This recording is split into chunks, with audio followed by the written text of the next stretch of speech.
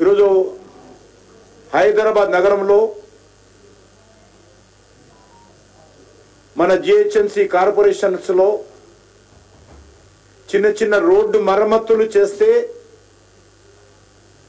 ఆ మరమ్మతులు చేసినటువంటి కాంట్రాక్టర్లకు డబ్బులు ఇవ్వలేని పరిస్థితుల్లో కాంట్రాక్టర్లు చేతులెత్తేశారు.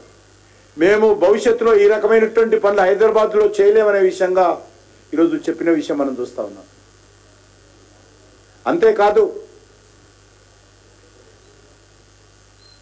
ఈరోజు స్ట్రీట్ లైట్లు హైదరాబాద్లో వీధి లైట్లు కాలిపోతే ఆ వీధి లైట్లు రిపేర్ చేసేటువంటి చిన్న కింది స్థాయి ఉద్యోగస్తులకు కాంట్రాక్టర్లకు జీతాలు ఇవ్వని కారణంగా 7 నెలలుగా హైదరాబాద్ నగరంలో అనేక బస్తీలలో వేలాది వీధి లైట్లు వెలగని పరిస్థితి ఉన్నది. ఒక దిక్కు మాటలు కోటలు దాడుతున్నాయి, డాంబికాలు మాట్లాడుతూ ఉన్నారు. కింద పరిస్థితి ఏందో అర్థం చేసుకోవచ్చు. సిగ్గుపడాల్సినటువంటి విషయం ఏంటంటే ఎక్సైజ్ డిపార్ట్మెంట్కు సరఫరా చేసినటువంటి లిక్కర్ కూడా ప్రజల దగ్గర డబ్బులు తీసుకొని ఆ డబ్బులు దూసరా కార్యక్రమాలకు మళ్లించిన కారణంగా లిక్కర్ సప్లై చేసే కంపెనీలు కూడా తెలంగాణ ప్రభుత్వానికి మేము లిక్కర్ ఇవ్వమని చెప్తా ఉన్నాం.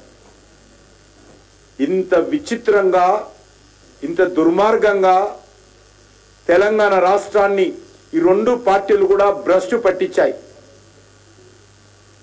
అందుకే నేను తెలంగాణ సమాజానికి సందర్భంగా కోరుతా ఉన్నాను, ఏ లక్ష్యం కోసమైతే తెలంగాణ ఉద్యమాలు చేసి 1500 మంది పైగా బలిదానాలు చేసి తెలంగాణలో కులాలకు అతీతంగా మతాలకు అతీతంగా ప్రాంతాలకు అతీతంగా అన్ని వర్గాల ప్రజలు కూడా సకల జనుల సమ్మె చేసి సాధించుకున్నటువంటి తెలంగాణ ఈరోజు పూర్తిగా తెలంగాణ ప్రజల ఆకాంక్షలకు విరుద్ధంగా ఈరోజు తెలంగాణ రాష్ట్రంలో పరిపాలన సాగుతున్నది. అందుకే ఈరోజు తెలంగాణ ప్రజలు గత పార్లమెంట్ ఎన్నికల్లో 8 స్థానాలు భారతీయ జనతా పార్టీ గెలిపించి ఈ రాష్ట్రంలో కాంగ్రెస్ పార్టీని ఎదుర్కొని ఈ రాష్ట్రంలో ప్రజల ఆకాంక్షలకు అనుగుణంగా ఈ ప్రభుత్వం మీద ఒత్తిడి తీసుకొచ్చి ఉద్యమాలు చేయాల్సినటువంటి బాధ్యత, పోరాటాలు చేయాల్సినటువంటి బాధ్యత భారతీయ జనతా పార్టీ మీద పెట్టారు. ఈరోజు టిఆర్ఎస్ పార్టీ అవినీతి కుంభకోణాలలో చిక్కుకొని ఈరోజు తమ అస్తిత్వాన్ని నిలుపుకోవడం కోసము తమ మీద పెట్టినటువంటి అక్రమ కేసులను అవినీతి కేసుల నుంచి రక్షించుకునేటువంటి పనిలో ఉన్నది TRS party. TRS party Congress party Bharatiya Janata party గురించి మాట్లాడే నైతిక హక్కు లేదు. ఎందుకంటే మేము తెలంగాణలో ఎప్పుడు అధికారంలో లేము. అధికారంలో ఉండింది కాంగ్రెస్ పార్టీ గతంలో, తర్వాత వచ్చింది అధికారంలోకి టిఆర్ఎస్ పార్టీ బీఆర్ఎస్ పార్టీ, ఈరోజు మళ్ళీ పరిపాలిస్తున్నది కాంగ్రెస్ పార్టీ. ఈ తెలంగాణ రాష్ట్రంలో జరుగుతున్నటువంటి నష్టానికి, తెలంగాణ రాష్ట్రంలో జరుగుతున్నటువంటి దోపిడీకి, తెలంగాణ రాష్ట్రంలో జరుగుతున్నటువంటి అవినీతికి, తెలంగాణ రాష్ట్రంలో జరుగుతున్నటువంటి అక్రమాలకు అవినీతికి ఎవరైనా బాధ్యులంటే ఈ 2 పార్టీలే. అందుకే తెలంగాణ సమాజం అంతా కూడా ఈరోజు ఆలోచన చేయాలి. మేము ఈరోజు మనసా వాచా మనవి చేస్తా ఉన్నాం. నరేంద్ర మోడీ గారి నాయకత్వంలో దేశంలో ఏర్పడినటువంటి ప్రభుత్వము గత 10 సంవత్సరాలుగా నీతి నిజాయితీతో పనిచేస్తా ఉంది. ₹1 అవినీతి ఆరోపణ కేంద్ర మంత్రుల మీద కానీ ప్రధానమంత్రి మీద కానీ ప్రభుత్వం మీద కానీ రాలేదు. ఒక జవాబుదారీతనంతో దేశంలో పనిచేస్తా ఉన్నాం. ప్రపంచంలో ఉన్నటువంటి అన్ని దేశాలలో ఆర్థిక సంక్షోభం వచ్చింది. చిన్న దేశాల నుంచి సహా పెద్ద దేశంతో సహా పాకిస్తాన్ నుంచి తీసుకుంటే అమెరికా వరకు కూడా ఆర్థిక సంక్షోభం వచ్చింది.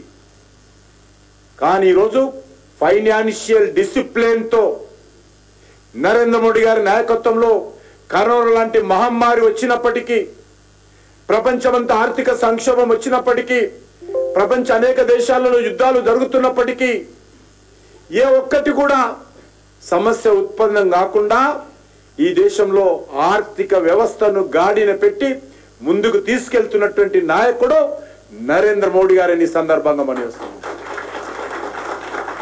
రేపు తెలంగాణ కూడా ఆ దిశలోనే ముందుకెళ్లాలంటే తెలంగాణలో కూడా డబుల్ ఇంజన్ సర్కార్ రావాలి, తెలంగాణలో కూడా బీజేపీ ప్రభుత్వం రావాలి.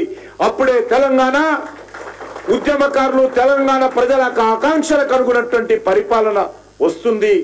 అది తెలంగాణ సమాజం అంతా కూడా ఆలోచించాలి. ఈరోజు రెండు పార్టీలు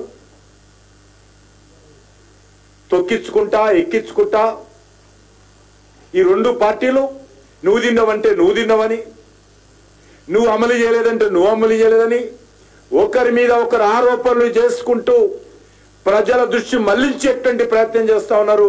ఈ రెండు పార్టీలు కూడా ప్రజల మీద బాధ్యత పెట్టే ఆ బాధ్యత నిర్వహణలో TRS party, BRS party, Congress party ఈ రెండు పార్టీలు కూడా వైఫల్యం చెందాయి. ఈ వైఫల్యాల నుంచి తప్పించుకునేటువంటి ప్రయత్నంలో ఒకరి మీద ఒకరు ఆరోపణలు చేసుకుంటూ ప్రజలకు సంబంధం లేని విషయాలలో ఈరోజు ఒకరి మీద ఒకరు తిట్టుకుంటూ కాలయాపన చేసేటువంటి ప్రయత్నం చేస్తా ఉన్నారు. ఇది తెలంగాణ సమాజం అంతా అర్థం చేసుకోవాలి. ఈ రెండు పార్టీలు కూడా అవినీతి పార్టీలే, ఈ రెండు పార్టీలు కూడా కుటుంబ పార్టీలే, ఈ రెండు పార్టీలు కూడా బొమ్మ వరుసలు లాంటి పార్టీలే. కాబట్టి తెలంగాణ సమాజం అంతా కూడా అర్థం చేసుకోవాల్సిన అవసరం ఉంది. ఈరోజు రాజీవ్ గాంధీ చెప్తున్నాడు, రాహుల్ గాంధీ చెప్తున్నాడు. రాహుల్ గాంధీ ఏమంటున్నాడు? ఈరోజు రాజ్యాంగం గురించి మాట్లాడుతాడు. ఆయన మొన్న ఢిల్లీలో స్టేట్మెంట్ ఇచ్చాడు.